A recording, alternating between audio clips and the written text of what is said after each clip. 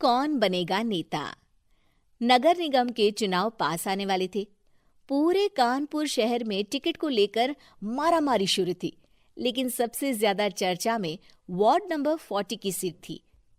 वो इसलिए क्योंकि इस बार वहां की सीट महिला के लिए आरक्षित थी। अब सवाल ये था कि चुनाव लड़ेगा कौन। इससे पहले ठाकुर साहब वहां से पार्षद थे और इस बार उन्होंने अपनी पत्नी सीमा ठाकुर को टिकट दिलवाई और ठाकुर साहब की शान के कारण सीमा जी ने 20,000 वोटों से चुनाव जीत लिया। अरे बधाई हो सीमा भाभी, अब तो आप वार्ड की पार्षद बन गई हैं। अब तो हमारे काम आप ही करवाएंगी। अरे ये तो सिर्फ नाम की पार्षद बनी है, वो तो महिला सीट आ गई, वरना पार्षद तो मुझे ही बनना था।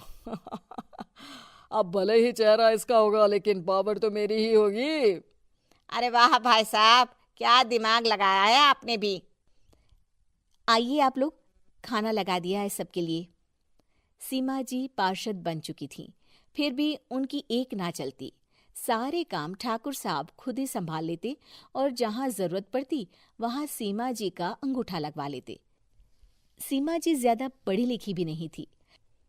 एक दिन ठाकुर साहब और सीमा एक प्रोग्राम में जाते हैं।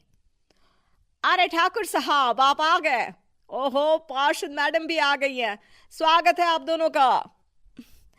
लगता है हमारे पार्षद फंड का सही इस्तेमाल हो रहा है। चलिए अब उद्घाटन करते हैं।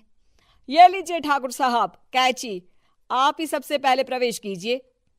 सब लोग आगे निकल जाते हैं और सीमा जी पार्षद होने के बावजूद भी पीछे खड़ी रह जाती हैं।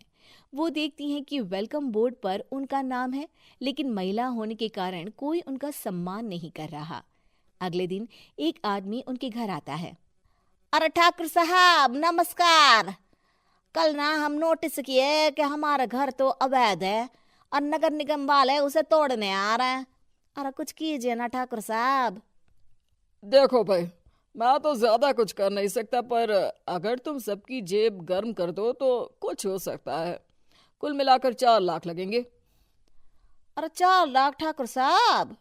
अरे भाई, मैं अपने लिए नहीं मांग रहा हूँ। दरोगा है, इंजीनियर बाबू है, बड़े साहब है, सबको देना पड़ता है ना थोड़ा थोड़ा। बोलो है मंजूर? तभी वहां अचानक सीमा जी आ जाती हैं। अरे ये आप क्या कर रहे हैं? पहले इन्हीं लोगों से तो आपने वोट मांगे, अब इनसे ही पैसे ले रहे हो। अरे चुप रहो तुम, तुम्हारा काम है सिर्फ अंगूठा लगाना, तुम वही किया करो।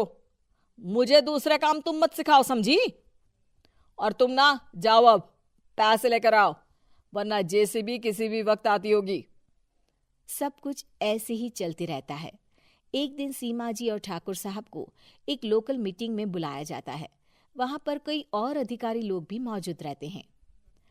अब मैं चाहूंगा कि ठाकुर साहब हमारे बीच 2 शब्द कहें। मेरे प्यारे भाइयों और बहनों, आज मेरा सौभाग्य है कि मैं आप सबकी सेवा दिन रात कर पा रहा हूं। आपने मेरी पत्नी को भारी मतों से जिताया है, इसलिए मैं आप सभी का शुक्रगुजार हूं। मैं आप सबसे वादा करता हूं कि हमेशा की तरह हमारे वार्ड में किसी को कोई तकलीफ नहीं आने दूंगा। सभी लोग तालियां बजाने लगते हैं। अब मैं माननीय पार्षद मैडम को स्टेज पे बुलाना चाहूंगा। अपने नाम को बुलाया सुनकर सीमा जी एकदम चौंक जाती है। उन्हें बिल्कुल उम्मीद नहीं थी कि इतनी बड़ी जगह उन्हें मंच पर बुलाया जाएगा। जैसे तैसे वो मंच पर चढ़ती हैं। ऊपर जाते ही सीमा जी को सारी पुरानी बातें याद आ जाती हैं कि किस तरह उनके पति उन्हें कभी भी आगे बढ़ने नहीं देते और उनके नाम से गलत काम करते हैं। वो बोलने लगती हैं।